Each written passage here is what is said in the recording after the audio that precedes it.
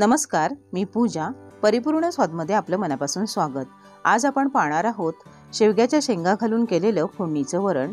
वरण बनवायची पद्धत अगदी साधी सोपी आहे. जेवताना पानात वरण असेल तर तुम्ही कोणत्याही भाजीशिवाय अगदी पोटभर जेवाल इतकं हे वरण चवीला अप्रतिम लागतं. जर तुम्ही अजून परिपूर्ण स्वादला सबस्क्राईब केलं नसेल तर प्लीज सबस्क्राईब करा. बाजूचं बेल आयकॉन दाबा म्हणजे माझ्या येणाऱ्या नवनवीन रेसिपीजच्या नोटिफिकेशन सर्वात आधी तुम्हाला मिळतील. व्हिडिओ आवडला तर नक्की लाईक करा आणि तुमच्या मित्रमैत्रिणींसोबत शेअर करा. चला तर मग रेसिपीला सुरुवात करूया. वरण बनवण्यासाठी इथे मी पातेल्यामध्ये 1 कप डाळ घेतले. अर्धा कप तुरीची आणि अर्धा कप मुगाची अशा मी 2 डाळी घेतलेल्या आहेत. तुम्ही फक्त तुरीची किंवा फक्त मुगाची देखील घेऊ शकता. वरणात मुगाची डाळ घातली की वरण छान मिळून येतं. डाळ मी आधी स्वच्छ निवडून घेतलेली आहे. आता आपण यामध्ये पाणी घालायचं आणि 2 ते 3 वेळा डाळ स्वच्छ धुवून घ्यायची आणि मग ही डाळ कुकरला लावून 4 शिट्ट्या करून उकडून घ्यायची आहे. तुम्ही ही डाळ पातेल्यात देखील उकडून घेऊ शकता. डाळ शिजते तोपर्यंत आपण शेवग्याच्या शेंगा कशा साफ करायच्या ते पाहूया. शेवग्याची शेंग मोठी होती. मी त्या फ्रीजमध्ये ठेवल्या होत्या म्हणून मी त्याचे असे तुकडे करून घेतलेले आहेत. मी शेंग पूर्ण कट केलेली नाही आहे. पहा, थोडीशी साल मी कट करायची ठेवलेली आहे.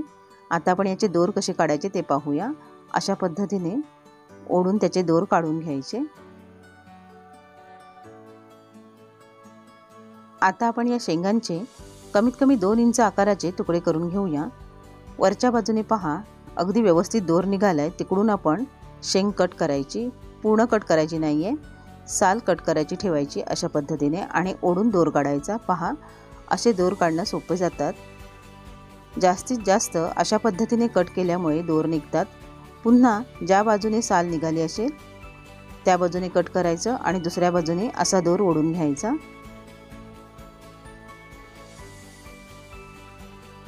पहा, आणि राहिलेले दोर आपण पुन्हा काढून घेणार आहोत. पहा, जास्तीत जास्त दोर निघालेले आहेत. तुम्ही असेच शिजवत असाल तरी शिजवू शकता, पण आमच्याकडे आम्ही शिल्लक राहिलेले दोर सुद्धा काढून टाकतो. अशा पद्धतीने दोर काढताना काळजीपूर्वक काढायचे. कधी कधी दोर नखामध्ये सुद्धा भरतात. तुम्ही पाहू शकता, मी अशा पद्धतीने शक्य तितके शेंगांचे दोर काढून घेतलेले आहेत. मी इथे 2 मोठ्या शेंगा घेतलेल्या होत्या. सेम पद्धतीने आपण राहिलेल्या शेंगा पण सोलून घेऊया आणि त्यानंतर 2 वेळा पाण्याने स्वच्छ धुवून घ्यायच्या आहेत. वरण फोडणीला घालण्यासाठी इथे मी गॅसवर कढईमध्ये 2 टेबलस्पून तेल गरम करून घेतलं. त्यामध्ये मी 1 टीस्पून राई घातलेली आहे. राई छान तडतडू द्या.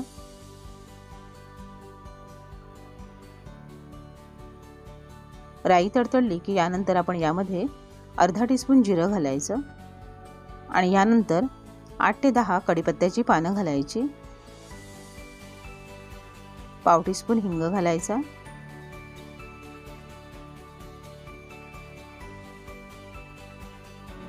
आणि यानंतर आपण यामध्ये बारीक चिरलेली लसूण घालायची आहे. इथे मी 5 ते 6 मोठ्या आकाराच्या लसूण पाकळ्या अगदी बारीक चिरून घेतलेल्या आहेत.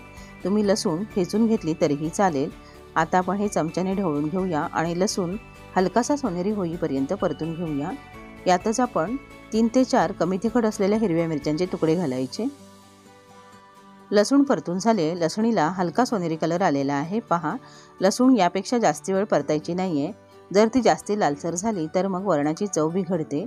आता आपण यामध्ये बारीक चिरलेला कांदा घालूया. इथे मी 1 लहान आकाराचा कांदा असा बारीक चिरून घेतलेला आहे.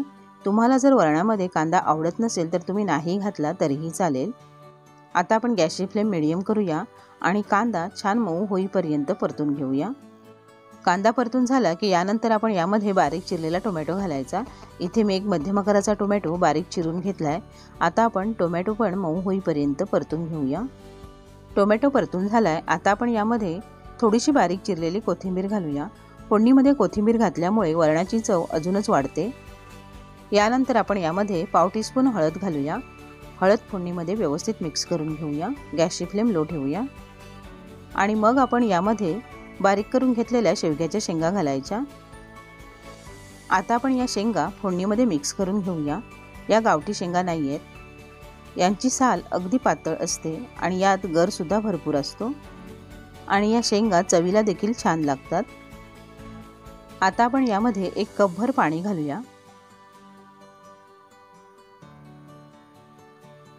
पुन्हा एकदा व्यवस्थित ढवळून घेऊया आणि मीडियम फ्लेमवर यावर झाकण ठेवून 6 ते 7 मिनिटं शेंगा छान शिजवून घेऊया।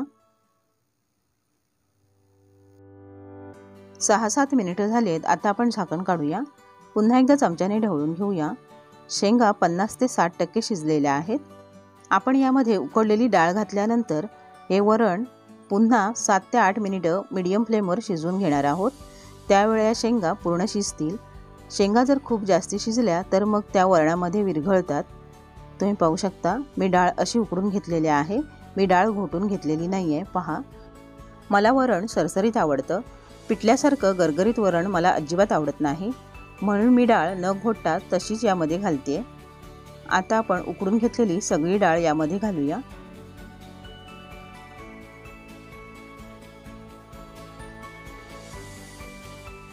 डाळ अगदी फोडणीमध्ये व्यवस्थित मिक्स करून घ्यायची। पहा, आपलं वरण खूपच घट्ट आहे। आता आपण यामध्ये गरजेनुसार पाणी घालायचं।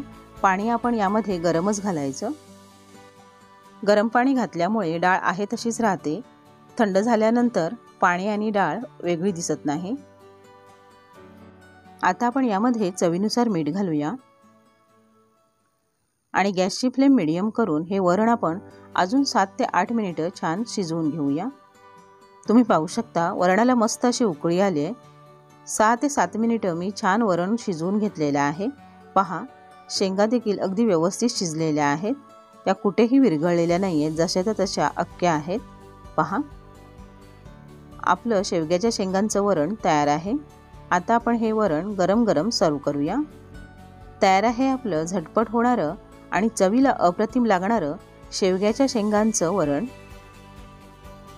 या वरणासोबत तुम्हाला 4 घास जास्तीत जातील।